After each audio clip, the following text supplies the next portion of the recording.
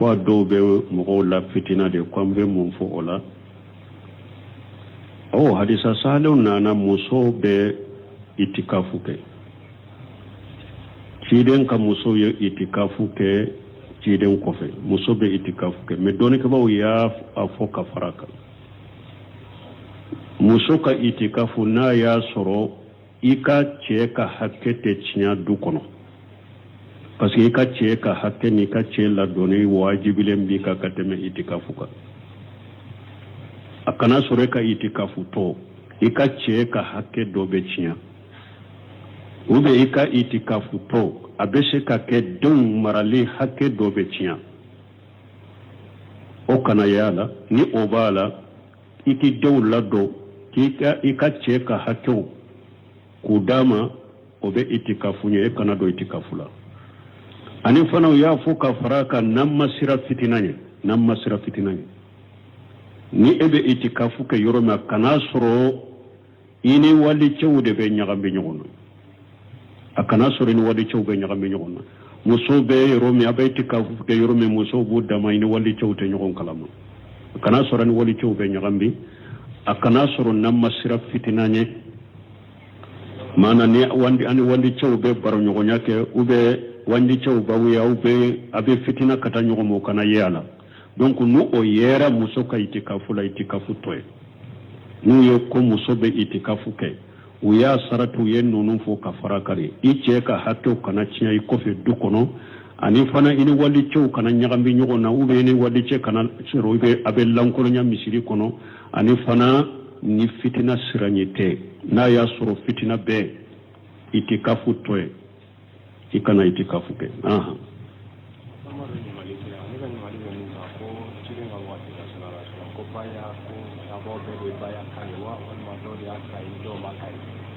fana ko munun be no na so be de kuma se ay munun be nanu ko je yo kala akume mo gore ne shuru ba ka baya ko ti wa no ko be takama di kana ma kana baya ka ani radio bo ko cilen ka tirela ko baya se bo bere tomba kaye ube mo munun be yoro wore tumbe baya ke chugodi ciden ka tirela islamiya donka ciden tiledo ciden tileto islamiya donka yede ashhadu an la ilaha illallah wa ashhadu anna muhammad abdur rasulullah ninde bi do islamiya kono ciden ka baya wuye de sebau yere de bena ciden madro ka kodo fo be ni ciden ye kodo fo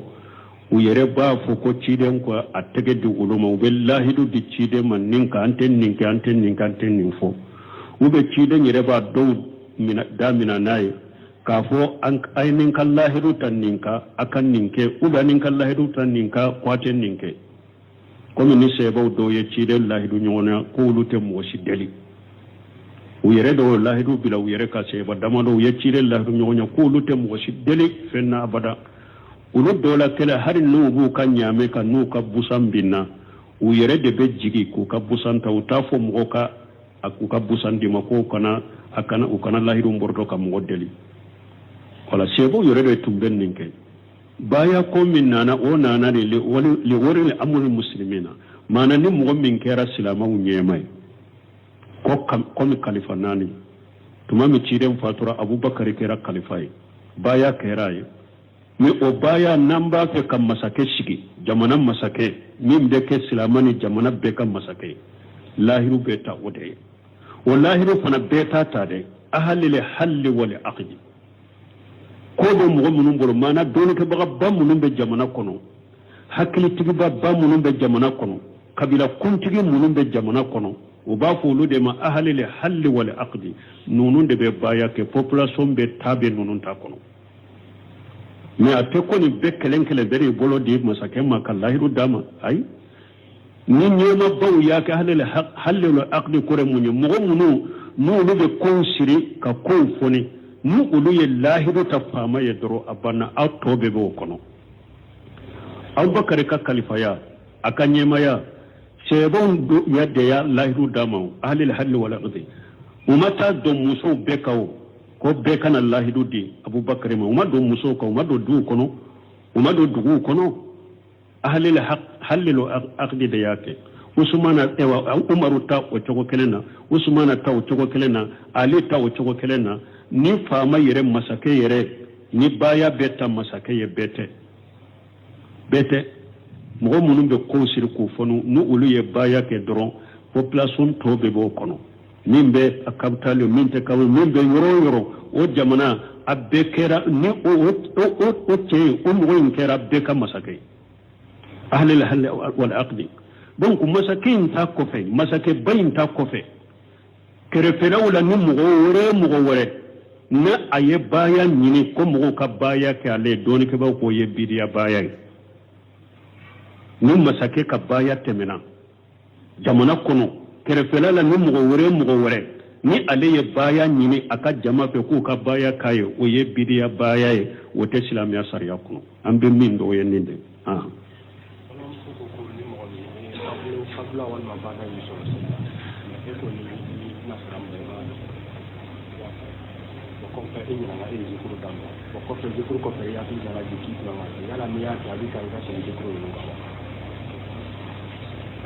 bon koni mogo min ni e salira e ko kabla de yasorobe ko kabla yi sorobe bada yi soro e tu nyinana ima kabla inte me kito e ka jikiru la i hakili sigi jigina kabla ina ube ni bada de do iye e wa bada inte ube ni kabla do riya ke yala o ko fe bi ka jikiru ta kuraye ai iye jikiru hakke minke i hakili jigina kito yoromi iye jikiru munuke sageliti ka wulula ibe ka bada ke doro bada kofe jikiru to min tora ibe wuluke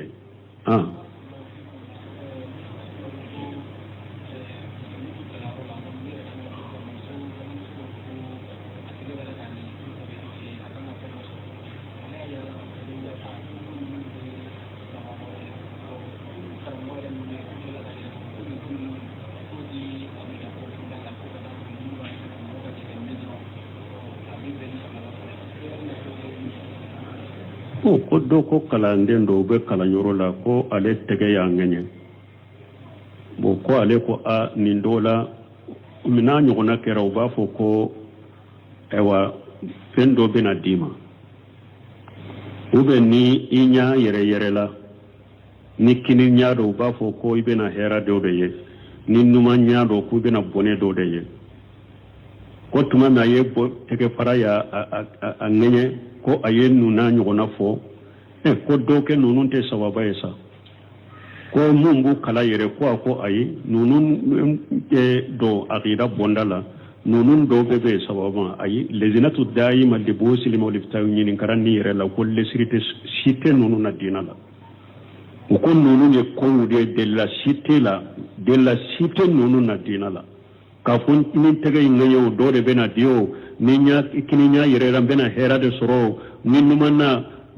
la side te nunu na dinana no site nunu na dinana lezina daima yo ode jabi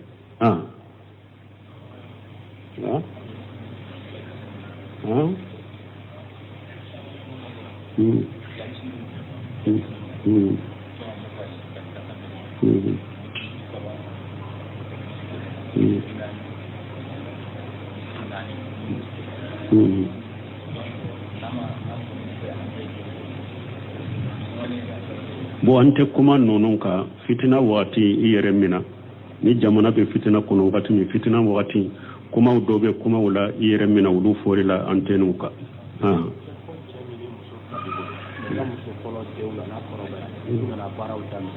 yala be muso na hakko bi ngabo ko muso mutefla ni muso fla bi ko ya muso folo de una na ko ba na bara wata na yibata yala ba nga hakko bi ngabo bon ko ni muso fula be e bolo e ka muso folo de un korobara ubesa ko bata ubu hakke bi ka bo e kala uta muso ka hakke bi ka bo e ka ni ka muso ubu e bolo ube ka hakke ka tile uni nyogon ce waye wajibi ka har na ya suru muso don ye se tigide na yire de majjeima uba yire de majja ka hakke doko e ka tile uni nyogon ce waye wajibi de ka har ni ale ka den korobale mu fana shebu yede ube fenkai e ko ni be min ki ka muso ni ala ya wajibi ka ko ka tile nyam min ki uni nyogon ce o tile na ye wajibi de e ka fonni ale yire jera aka hakkela na ya faraima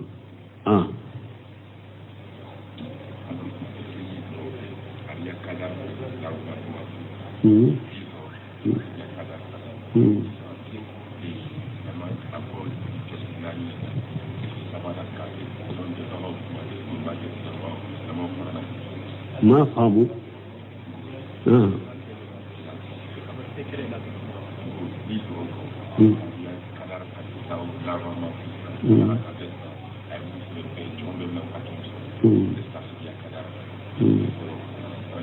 ibato kelena ko yala duwawu bɛ se ka latigɛ bali quoi o duwawu bɛ se ka latigɛ bali mais dɔɔnikɛbagaw ko i b'a sɔrɔ u bɛ sabira ye de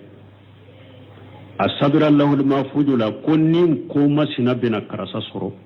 mais n'a ye nin duwawu kɛ o de b'a sagi o bɛ sabira de i b'a sɔrɔ duwawu min ni ala ye balawu min latigɛ ko a kana i ma sani balawu ka bin e ma e ye duwawu dɔ kɛ duwawu in ye balawu in sagi o bɛɛ de sɛbɛra ye i b'a sɔrɔ ala y'a sɛbɛn lahul mahfudu la ko nin duwawu bɛ wuli ka taa karasa ma mais n'a ye nin duwawu in kɛ o de bɛ balawu in kunbɛn o fana sɛbɛra ye dɛ ala ka latigɛ kɔnɔ e ko filanan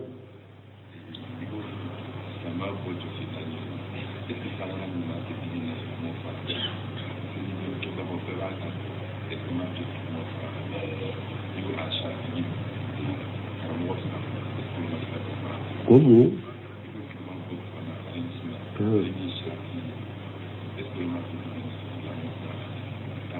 ma ka kuma faamu dɛ an ma fɔ silamɛya ka jɔsen naani ye an ko silamɛya ka dalila ta yɔrɔ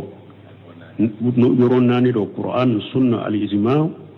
al-qiyas sahih an ko bɔ yɔrɔ de ye nin ye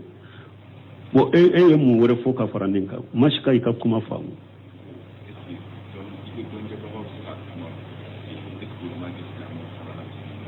dɔɔnikɛbaw ka kuma bon ko yala dɔɔnikɛbaw ka kuma de ma to ko silamɛw farafara ayi silamɛw ka kalanbaliya de y'a to farafara la ni bidiya min ye silamɛw farafara nin dungo ni bidiya ni kalanbaliya o de ye silamɛw farafara sinon n'i ye majahabi naani in filɛ majahabi naani ma farafaraw aqida bonda la dusukuna siriw ni aqida bonda la majahabi naani in bɛ ahli sunna wal jamaa imamuna safai maliki abu hanifa ahmad ibn hanbali nunun be aqida kele nunun be ahli sunna wal jamaa nunun be salafu be sarafu tabolo de ka ñogon soso tunu ñogon ci aqida yoro la ñogon soso bunu ñogon ci yoro mi masailatul fiqhiyya fiqhu bonda o ñogon soso fanate mugo farafara akelen kele baye fana parce que cheikhul islam bunte ma ñodo o de fo ni yaay farafare be mba ñogon ci kalambaliya de do hari majhabi tigu ni ñogon ci ñogon soso min bi ñogon ci cheikhul islam bunte me kitabu dilaka araful malami ani ayyimatul alam ka jalagi bo majhabi tigu karamogo nani ka jalagi bo uka ñogon soso la jalagi tu la ñogon soso min kede parce que mugo kelen kele be iba soro maliki ko dola na ya fo alayya kaddalela fale ka bo qur'ana ayatula na ka famu ni imamu na safa fiqh bonda na ya ko do fo iba sura fana ya fale aya do de la na ka famu ube imamu na maliki iba sura alayya kaddalla kene hadisa doye o hadisa ma se safa ma ube safa ya de la kene hadisa doye o hadisa ma se maliki ma ube bo nyogon koroni o yoro de la ube iba sura maliki fe ne hadisa Allah fulendo ne te sekan de la kena nin kola safa fe hadisa in kena yara alebe de la kena ube iba soro maliki fe ni hadisa tuse de do safa fe ube ahmad ibn hanbali fo be abu hanifa ni hadisa ma tuse aleba ka de la kena donc ube bo nyogon koro fiqhu bonda de la masaila ni o yoro de la mais min dusukuna siri yoro e aqida ahli sunna wal jamaa ka ewa lesiru be aqida mununka majhabi tigum be ye kerenye wala sosole tunu ñogon ci yoro la aqida yoro la sosole buni ñogon ci yoro mi fiqhiya o yere depuis seba ni ñogon ci o ñogona keraye o man kam go fara na ye dina famu ni min dungo tawla bidaw tala awla sosole min be ewa doni ke baw ni ñogon ci fiqhu masalula o man ka kam go fara o kan ka fara ñogon kariyere parce que baado ni yaye ni ñe soso fiqhu bonda la ni yoro la ayen soso ni munye ala bato ni ciren bato ni yaye ne fana ya soso nkon ninde do mfana ya soso ni ala bato ni ciren bato de o ñogo na kera depuis sebo bolo ciren tire la ko sebo ma banu khore jaw tumbe ta keleke ako mo sikana laga sara salli na ma se banu kureja laga sara sera kuto sirala do ko ni ciden kon kana laga sara salli na ma se banu kureja yen ni fore pour an kateliya katare mais salli wakati ni wakati sera an ka salli munu nya fa munu chogola wulu sallira wakati la jama kunu fulana ko ay an koni te salli namma se banu kureja de parce que ciden kon kana salli namma se banu kureja mun fana ye kuma in famu ni chogola wulu ye salli to sele banu kureja u sallira unale ye kuma nya fo ciden nya ma si jalagi parce que beye barake ni minye ye barake ni hadisa kelende ni ka famu ye awa majahatu tun ka nyogo soso fulene ibasoro ube hadisa kele uye nyogo soso ka famu de la bo seba munu men ninke uma kele uma fara uma nyogo njogoya uma nyogo konya cide masi jalagi ka soro munu sallira sira la ulu de be sawabaka parce que mi sallu wati sera de ulu de be sawabaka mais asima si jalagi sima si konya sima si jogoya uma fara wala ni ay fara le min ba ni nyogo nche nin dungonde do anin be karasari si porten galonka ani bidiyaw ulu de yam fara sino min forate ijma'u li umma ka fodoli ka baw gora bura nyogon koro fi bonda ulu ma mo farade an yere farla nan kan ni dunguni famu baliyane kalam baliyade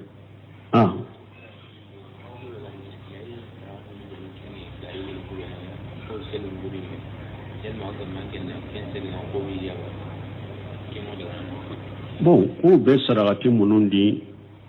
garebu ma commissaire jema woni fi wa be daga eka ulu sawa bon o se jema munu fule ninye o saragati munu fule ninye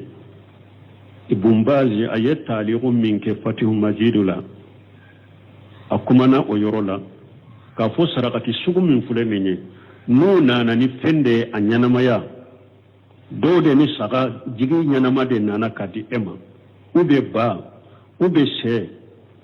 ube do tara saga jigi de bila kaburula ube tara siri dingenye sola kungo konona la ube se nana se nyanama yala ube do tara nafulo de bila kaburu ka kateme akon nunu na nyogona nafulo ma fe ni nanu la ye fantai haju tige urtai kata ukeika makoy fente kanina nafulo kana chiya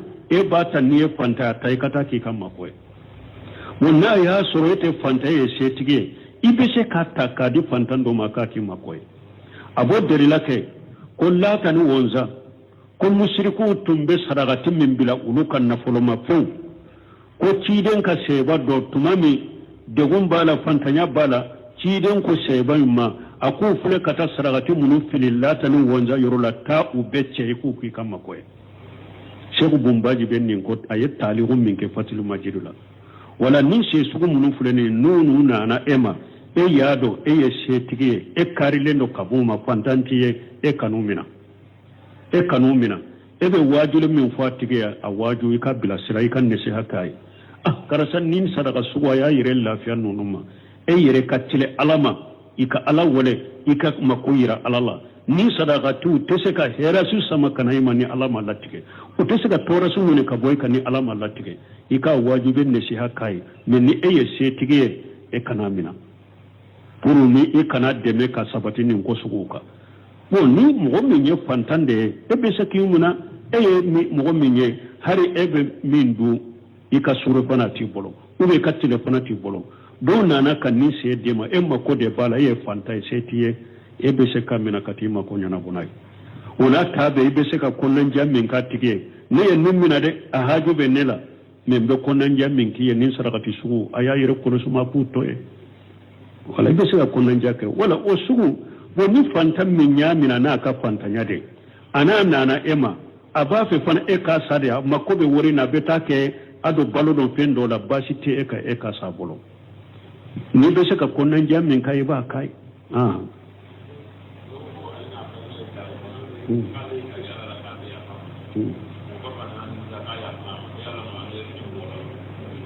bo ko do ko ale na balima bilala nyogona ko ale kalela ko ate ya fama ko mi anana ni misra ya farama be kalili kafara bo kalili kafara bika cilen ko ni mo min kalela konte fendo ke me ina na ye o fein kele ye herade ako kalilen kana doyini hera ce kalili kafara bo ika hera inke e kalila ibalima suru do nti kuma fe ka kuma ibalima fe ka sanji shinji tuguni balima ni nyogon ce waye hera de ni kalila fito de ke kalili kafara bo ika kuma ibalima fe ika shinji tuguna ce kalili kafara ibe jonka horonya jonko te sisa kiya be hari sadu khasilani ka kitabu dobe na ya dila sun deresuka sungalo deresuka tuma min na ko ewa ni mugo mi na sun cinya feuna ni mugo min jera ika muso fe sungalo tilela akwa kafare be jonka horonya ako minye jonko koni o tinya lendo ote jinya fansi sisa jonko te donc wala ibe munke ibe miskine ibe kalo fula suku tu nyogona ube be miskine bi woro la dumuni wala kalile kafara fana bo cogo de la ibe jonka horoya ke jonte sisa ni be min sa ka kan horonya donc ni ote sisa ibe munke ibe miskine ta ibu la dumuni ube ku ferabo musigine tal la dumuni na ferabo ibe ka swala no fulala ni ferabo de kan no goyima misigine ta herabo bumbaji ka ferabo nye munye ka fino dama fini min ni silama kebe se ka sallu kono ibo odama o yuka ferabo misigine ta ube nugo la dumuni de ibe se ka darka kelen dila ka misigine tangole ukadu ube telefona kele ibe misigine tangole ubadu ube iba balola ma takadu yerema kilo kelen ni tila ibe nasongo faraka uyerebe tadu bo ni nunun fulasi setiye ibe tile sabasu donc kalele kafara ininde nin tigi kalele kafara baka donc aben ni fula dola kelenke ni saba dola kelenge kam misigine tan ko la dumunu be kin ferabo no fula be seta ya betile sabasu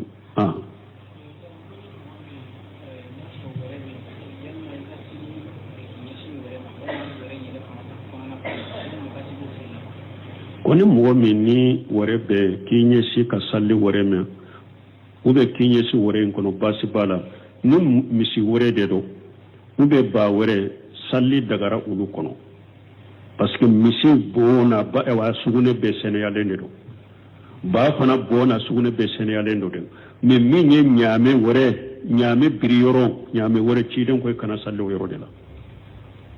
la tu salli fi marmadil marmadil ibli li nyame kab ewa nyame wore salli teke odela nyame bo fana seneyale ndo de sugune seneyale ndo de mais dole ko munna tiren ko mo kana salli ko do de be ako parce que ko e wa nyame be ko mi setane donc la kulli hali nyame biriyoro ube nyame wore tiren ko kana salli wo yorola mais ba wore misi wore adagare ka salli kata ma adagare ka salla kono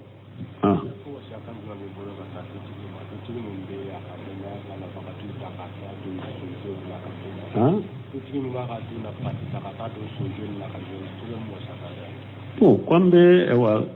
kunanja jumanke mogoye mimba ka dutigi mimba ka dute musakata kata do sobola ambe ciden ka hadisa de foye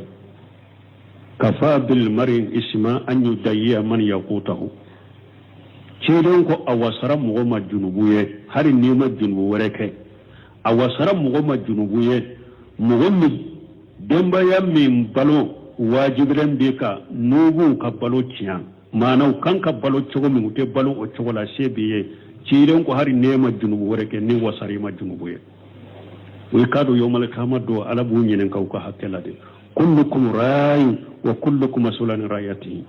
wa rajulun ra'i fi ahli baytihi wa mas'ulun ra'yatihi ciren ko be genne kala bebe minen kay ka genne ke femma ce ka demba ya kono ye genne kala de qiyama la bi nyinen ka wulade o kajiya wajibu munun kanka kuye dina wajibu munun kanka kuye kunya marani menye ibe nyinen ka bela qiyama keneka ciren ko mamina abudi yastarihu Allah ra'iyatan yamutu yawma yamutu wa huwa qasul li ra'iyatihi Allah harama Allah alayhi aljanna ciren ko mo side te ni ala be mo do ke e kamarala ka ede ko ka genne kelaye ko ka genne ke fewunye e sara domi aya suru ka genne ke fewun jamfa fo arjanna doni be haramu ya eka ika demba ya kan nafaqati min wajibirka ebu otta katodo yoro were kan nafaqati teka chogola iyu jamfa ciiden ko arjanna doni na haramu ya ema wala hada madenki re kolosi nono ma demba ya min buka ika sheko hake ku kan nafaqati ko ika wajibi de subhanaka allahumma rabbuna bihamdika ashhadu an la ilaha illa anta astaghfiruka wa atubu ilaik yin kalimin ke ko muso munun be do itikafu la talabanna ko do be mo la fitina de ko be mun fo ola hadisa salun nana muso be itikafu ke ciden ka muso ye itikafu ke ciden kofe muso be itikafu ke me doni ka ba ya afo ka faraka muso ka itikafu na ya soro ika ce ka hakke te cinya du kono parce que ika ce ka hakke ni ka ce la doni wajibilen bi ka kateme itikafu ka akana sore ka itikafu to ika ce ka hakke dobe cinya ube ika itikafu to abeshe ka ke don marali hakke dobe cinya o kana yala ni obala iki dow lado ika ce ka hakke kudama obe itikafu nye kana do itikafu la ani fana ya fuka faraka namma sira fitinanye ni ebe itikafu ke yoroma kana soro ini wali chewde be nyagambe nyogono akana soro ni wali chewbe nyagambe nyogono muso be romi abe itikafu ke yorome muso bu dama ini wali chewte nyogon kalama akana soro ni wali chewbe nyagambe akana soro namma sira fitinanye mana ni wandi chewbe baro nyogonya ke ube wandi chewba wiya ube abe fitina kata nyogomo kana yala donc nous o yera muso ka itikafu la itikafu toy nous ye ko muso be itikafu ke u ya saratu ye nonu fo ka farakari ice ka hatto kana ciya i kofe dukono ani fana ini wali cew kana nyagambi nyogo na ube ni wali ce kana siro be abe lankolo nya misiri kono ani fana ni fitina siranyete na ya soro fitina be itikafu toy ikana itikafu ke